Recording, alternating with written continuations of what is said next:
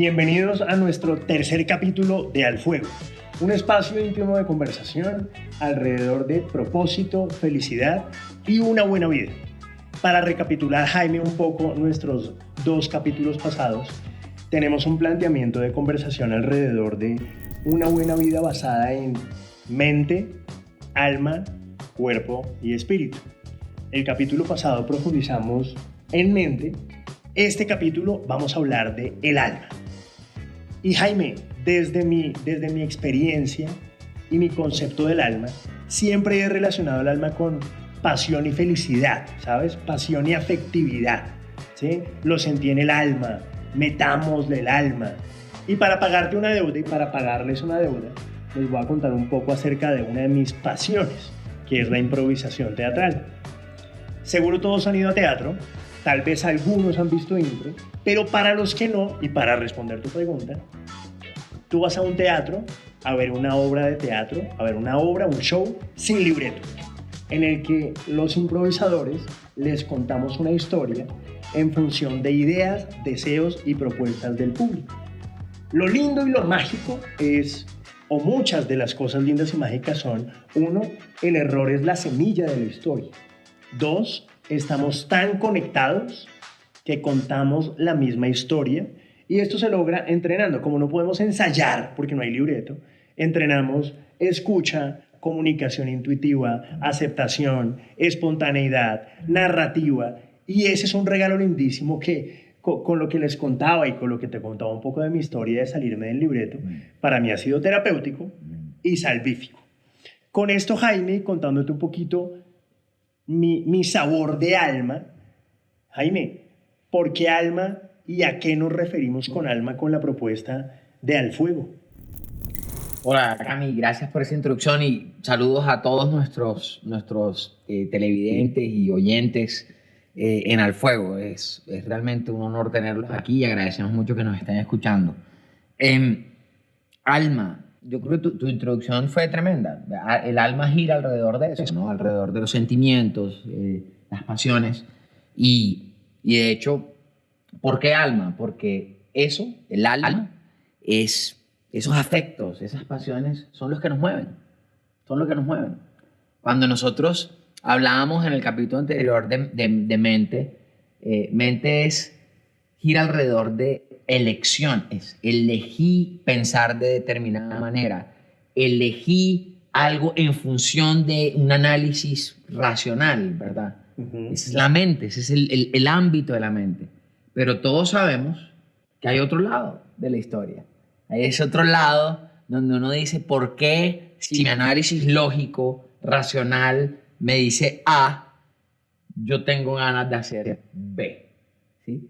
Y a eso hay gente que le llama tripa, hay gente que le llama es que lo que me gusta, lo que no me gusta, ¿verdad? Hay otros que le llaman vocación, en fin, hay muchos diferentes percepciones alrededor de eso, pero eso es el alma hablando, eso es el alma muchas veces, no siempre, porque también puede ser el espíritu, pero es el alma manifestándose con sus afectos, con las pasiones, con las cosas que quiere, ¿no? Aristóteles, ¿sí?, decía, el alma es aquello por lo que vivimos, sentimos y pensamos. ¿Sí? Los griegos casi que explicaban el alma como el motor vital, la esencia vital tuya detrás de todo. ¿Sí? Ellos tenían esa postura, ¿no? Eso ha desarrollado y hay otras posturas y demás, pero sin duda el alma es protagónica en nuestra existencia. Y esa existencia que tú llamas con propósito, con plenitud, llamo yo, otros llaman con felicidad, tiene que en cierta forma satisfacer y darle contentamiento al alma. ¿Cómo le damos contentamiento al alma? ¿Sí? Ahora, anticipo, yo creo, y aquí planteando pues en el ánimo del debate y aquí contándoles infidencias detrás, hablábamos mucho un poco de, bueno, qué tanto se debe guiar uno por el alma, ¿verdad? Y la postura mía es que tú al alma le tienes que dar contentamiento porque si no lo haces, pues no vas a estar tranquilo, pero el alma no necesariamente, pues, puede y debe ser el rector de tu vida, porque tu alma muchas veces te quiere llevar por caminos que no te convienen. Suena como a pasión. Y ahorita mencionaste, Jaime, sentimientos. En una conversación de estas, de hace meses, de las primeras que tuvimos, hablábamos de la diferencia entre estado de ánimo, emoción y convicción. A mí me conecta y seguro cuando uno actúa y planea en función del estado de ánimo, pues tiene que ver mucho con el sentimiento y con lo temporal, ¿sí? Y tal vez ahí cometemos muchos errores. Me conecta la convicción porque pienso en Rocky, pienso en todas las películas de Rocky, que a mí me encantan en lo personal, recomendadas también, terapéuticas, pedagógicas, para los que entrenamos también, cuando no tenemos ganas de entrenar, porque la convicción supera incluso lo que entiendo de tu propuesta del alma. Pero ahorita que hablaste de sentimiento, Jaime, ¿sentimiento cómo? ¿Sentimiento para qué? Sí, total. Y a donde tú vas, yo creo que uno de los temas claves es, sin duda tenemos que escuchar nuestros sentimientos porque muchas veces de ahí vienen nuestras motivaciones, pero no exclusivamente tomamos decisiones basadas en sentimientos, ¿no? Y eso tiene muchas dimensiones. O sea, yo te voy a poner el ejemplo de un líder, ¿sí? O sea, ¿cuántas veces como líder lo prudente es, de hecho, no escuchar tus sentimientos? Es ponga los sentimientos a un lado, dése un tiempo para mirar las cosas con objetividad, con calma, con cierta distancia. Hay cosas por ejemplo, tú tienes que tomar una decisión en caliente, ¿verdad? Sobre una situación donde hay mucho valor de por medio. Y de hecho voy a arrancar por lo primero. O sea, ¿saben quién es el jefe del alma? ¿Ustedes saben quién es el jefe del alma? No. El jefe del alma es el ego. Ok. ¿Vale? Cuando tú hablas de tu alma, es el ego hablando. El ego tiene cosas buenas, porque el ego te cuida, es tu como visión de ti mismo, ¿verdad? Y tú lo cuidas, y el ego te permite cuidarte, pero el ego siempre quiere estar primero, el ego siempre quiere estar por encima de los demás, y el ego no es un buen consejero. Pero entonces, cuando tú eres un líder, o por ejemplo, o cuando enfrentas circunstancias en la vida difíciles, ¿sí?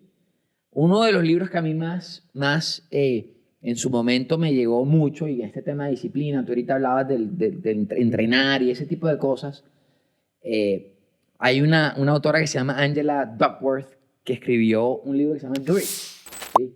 En español es El poder de la pasión y la perseverancia, ¿sí? Ella dice, el entusiasmo es común, la persistencia es rara. ¿Cuántos no hemos dicho, uy, estoy súper emocionado, sí, no, de ahora en adelante voy a movilizarme en bici todos los días? Y pues a los 15 dura una días, semana. la bici parqueada. O el que ¿sí? paga gimnasio Un con la año intención. de gimnasio, voy con toda. ¿Y qué te dicen esas historias? ¿Sí? Tú no puedes operar con base en motivaciones. La motivación se queda corta. Tiene que haber más que motivación. Disciplina, compromiso, convicción. Pero la motivación es el punto de partida. Y ahí está el alma. El alma es el fuego, el que prende la candela. Es el alma. El alma prende la candela del amor, prende la candela de la búsqueda, ¿sí? Prende la candela del cambio. El alma prende, es la chispa. Pero no es el fuego. No es el fuego. Y Jaime, porque conozco un par de historias tuyas, sé que te pasó. A ti te pasó en lo académico, a ti te pasó en lo laboral, y a ti te pasó en lo afectivo. ¿Cuál o cuáles de esas pudieras compartir en este capítulo de Alma en cuanto a te enfrentaste a una decisión compleja, decidiste con el alma o en función del alma, y cuál es el aprendizaje detrás de eso, Jaime? Creo que es una de las cosas favoritas, de los que te estamos oyendo en este podcast. Sí, yo creo que hay tres historias, y yo creo que que muestran diferentes facetas del alma, ¿verdad? Y yo creo que hay dos que para mí son por qué uno tiene que escuchar el alma. ¿Y por qué voy a contar eso? Porque yo vengo de un sistema donde la mente era el todopoderoso. Lo más importante. ¿Me entiendes? Lo más importante. La racionalidad. La decisión basada en el intelecto, en la frialdad, en la falta de pasión, en la ecuánime. O sea, ser ecuánime era la mayor virtud. ¿Qué capacidad de esta persona para no dejarse tentar por los sentimientos? Yo venía de ese sistema y fue lo que me distinguió durante muchísimo tiempo, muchísimo tiempo. Y en lo laboral, en lo personal, en todo, en todo. Pero en la medida en que voy creciendo, ¿verdad? Y comenzó a enfrentar retos, los primeros retos no los vi en lo laboral. En lo laboral eso seguía ahí sin dejar tantas fatalidades de lado y lado. Pero lo laboral tolera eso, tolera esa frialdad, incluso la premia hasta cierto momento. Y luego vamos a hablar, ya hay un momento de tu carrera profesional donde ya eso deja de funcionar. Así te la premian. Sí, así te lo premian, eso deja de funcionar porque Lindísimo. tu capacidad de tener impacto cesa. Pero digamos que eso es otro cuento. Pero en lo personal tú sí lo comienzas a ver rapidito. Lo ves en las relaciones sentimentales, lo ves con hijos, cuando tienes hijos, ¿sí? O sea, esa aproximación comienza a quedarse muy corta. Entonces, yo te diría dos historias donde me funcionó bien. Por ejemplo, romper el libreto. En mi caso, romper el libreto fue escucha tu alma, ¿sí? Atrévete. Uno fue el cambio de carrera, o sea, cuando me puse a estudiar otra carrera y ese tipo de cosas, eso me ayudó mucho, ¿sí? Y fue mi primer acto de rebeldía familiar fue ese. Yo quiero complementar mis estudios y quiero estudiar Derecho, a pesar de que toda mi familia decía que no queremos un abogado más, ¿sí? Que eso era una locura, ¿verdad? Y ese fue mi primer acto de rebeldía y sirvió. Y no fue mental, no fue producto de la mente, fue producto del alma, fue totalmente almático. El segundo fue volver a Colombia.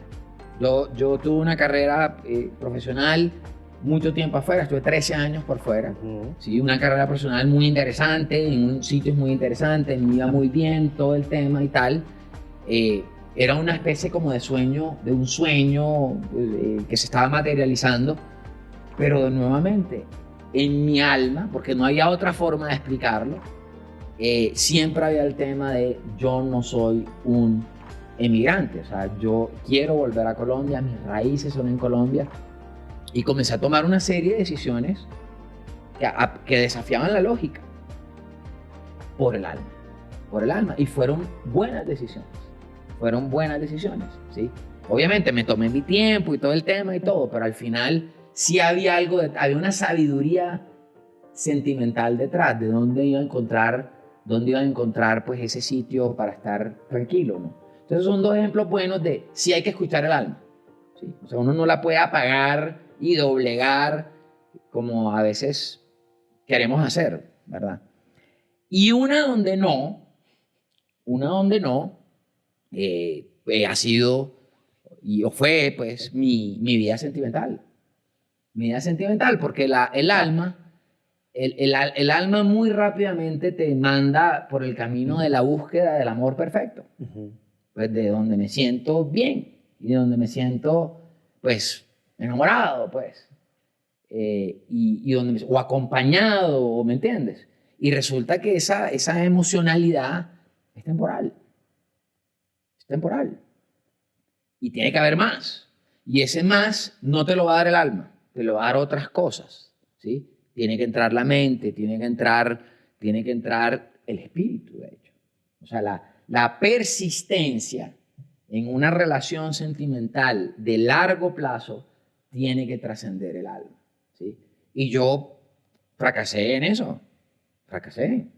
Y lo veo como guiarme, o sea, apoyarme demasiado en el alma y no en los otros elementos que hemos discutido. Y ahí aprendí. Pero para mí ese es un claro ejemplo de tú no puedes dejar que el alma sea el rector de tu vida. De acuerdo, y hay algo en lo que te quisiera proponer que nos devolvamos un poquito, ¿sabes? Y es pura perspectiva de improvisador. Yo les contaba ahorita que el improvisador entrena y desarrolla la capacidad de, mira esto, encontrar en el error un regalo, ¿cierto?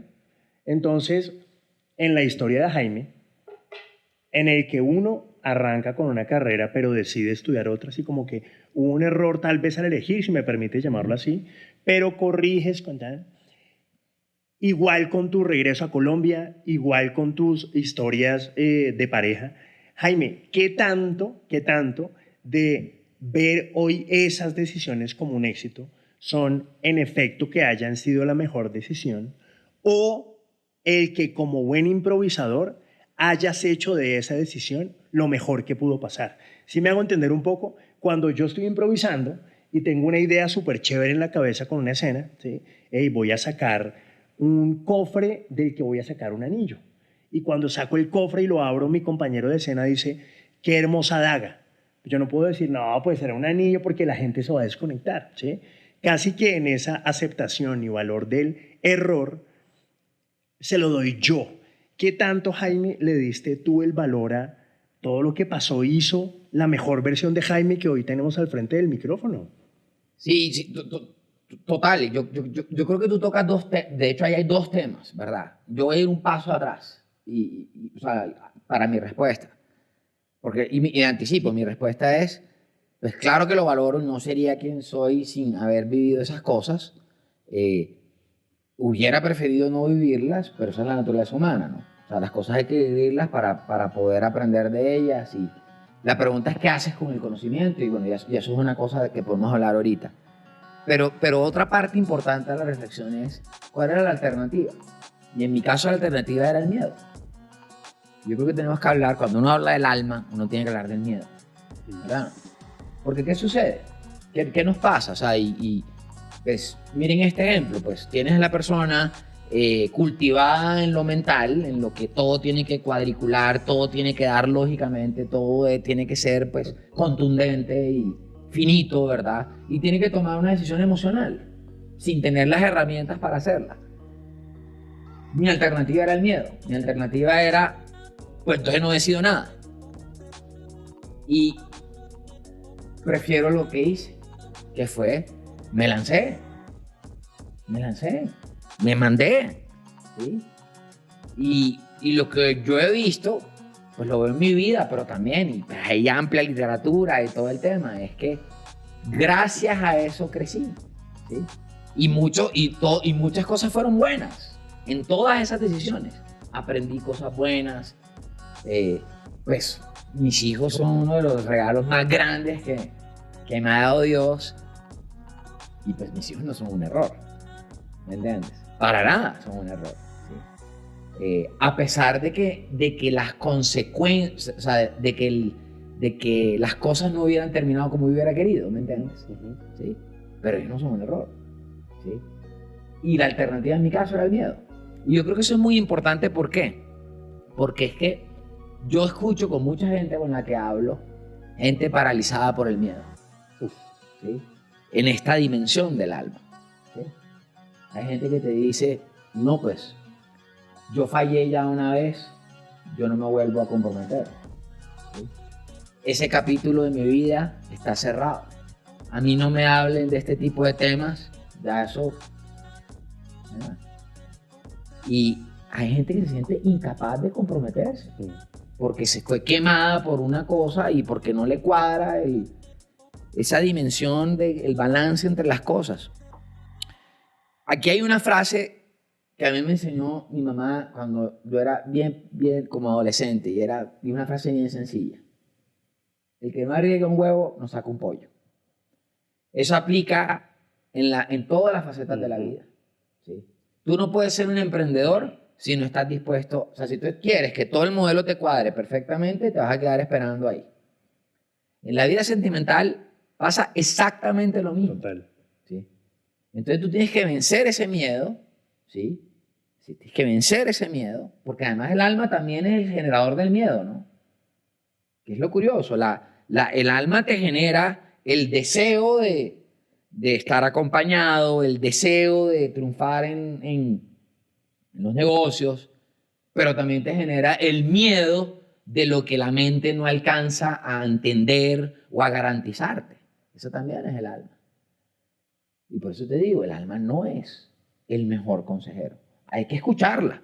O sea, si tienes miedo, tampoco es, pues, no tengo miedo, no. Pues, ok, ¿qué está pasando? ¿Por qué tengo miedo? Pero al final te tienes que lanzar. Yo creo que eso es muy importante. En otras palabras, o en mis palabras, el alma es propulsión desde la pasión y desde el sentimiento, pero la reflexión que estamos poniendo sobre la mesa y regalándole a la gente que está con nosotros es, en la medida en que la administres de forma adecuada y de la mano de los otros 3 elementos que les estamos regalando para conversar. ¿Sí o no? Pienso en un libro que leí hace añísimos de Miguel Ruiz, nieto de chamán tolteca, tiene varios, pero en los 4 acuerdos él plantea arrancando, hey, uno puede actuar en función del miedo o en función del amor. Hay muchas cosas chéveres de ese libro, otras no tanto, en mi opinión, pero esa en particular, no quiero adelantarme al último capítulo de nuestro podcast, pero tiene todo que ver con tu planteamiento y tu aprendizaje, ¿o no? Y con el mío, obviamente. Cami, perdona que te interrumpa, por favor. pero a propósito de eso, te voy a hacer una pregunta.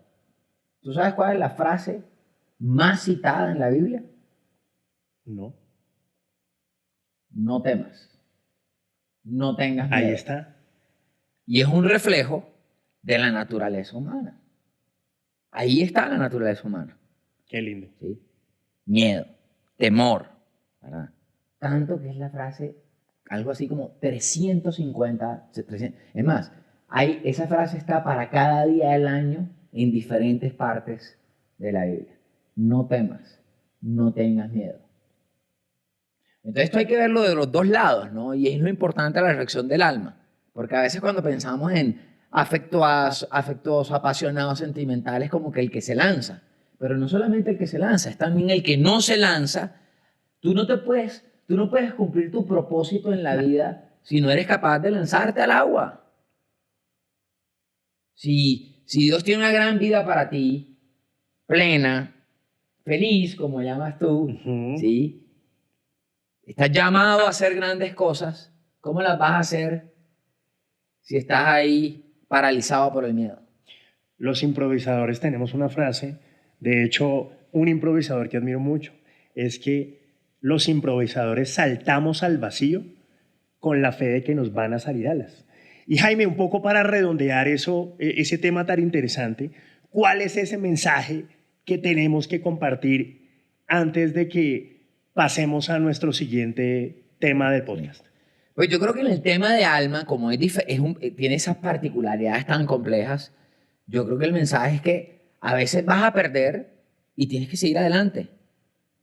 O sea, es inevitable que en temas del alma vas a perder. Las cosas no siempre van a ser como tú quieres que sean. Vas a perder. Y el tema es, levántate y sigue adelante. Levántate y sigue adelante. Varias cosas. O sea, el fracaso, tú hablaste mucho del tiempo. El fracaso nos muestra el camino. Por ahí es. Y bueno, pues miremoslo como un ensayo. Ok, aprendí. La pregunta es, ¿voy a hacer el mismo de antes o voy a hacer algo diferente? Entonces eso te lleva, ¿cómo inicias un proceso de cambio, ¿no?